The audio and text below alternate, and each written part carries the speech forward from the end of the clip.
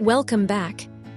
Today, we'll be exploring something many of us overlook in our fast-paced, noisy lives: the power of silence.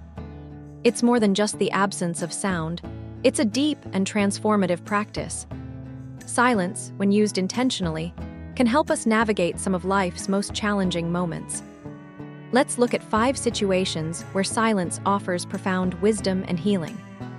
Let's begin with something we've all experienced: anger. That intense surge of emotion when something or someone pushes us past our limits. In Buddhism, anger is understood to come from attachment, aversion, and an inability to grasp the impermanence of the world. It's a natural human reaction, but the key lies in how we handle it. Silence, in this case, becomes an antidote to that rush of energy. It doesn't mean we suppress the emotion. It's about creating space to breathe, to pause, to reflect. In these moments of anger, silence can prevent the second arrow from striking. The concept of the second arrow comes from a well-known Buddhist parable. The first arrow represents the initial pain we experience, perhaps an insult, an inconvenience, or a frustrating situation. That pain is unavoidable, part of the ebb and flow of life. But then, we often shoot the second arrow by reacting with anger, frustration, or resentment. This second arrow, our emotional reaction, is optional, and that's where silence can help.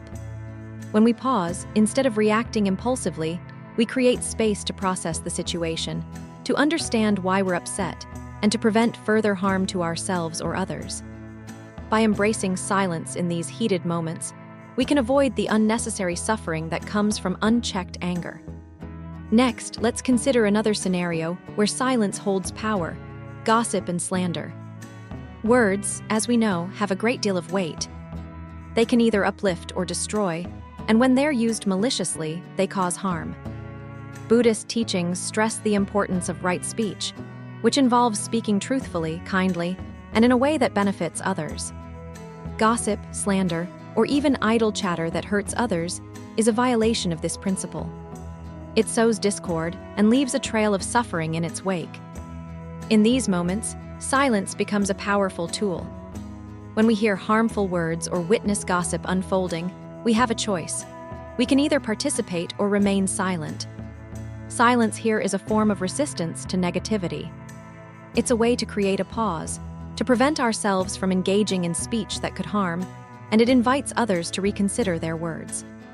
It gives us the opportunity to reflect on why we might be tempted to engage in such talk.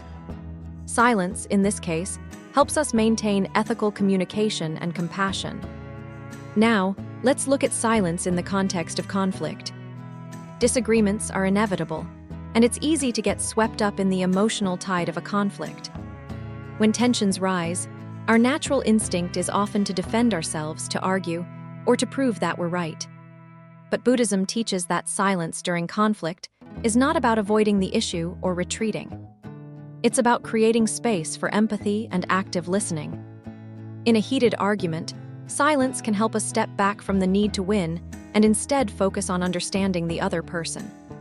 It allows us to listen, not just to their words, but to the emotions behind them. By choosing silence, we disengage from the cycle of reactivity. It's a moment to pause, to breathe, and to invite a shift in perspective. Silence here isn't a withdrawal, but a conscious act of mindfulness. It helps us break free from the instinct to escalate the situation and instead fosters a more constructive, compassionate dialogue. Another situation where silence can play a powerful role is when we witness the suffering of others.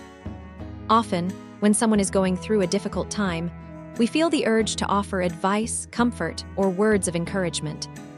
But sometimes, words can feel inadequate. They can fail to capture the depth of someone's pain, or even unintentionally make the situation worse.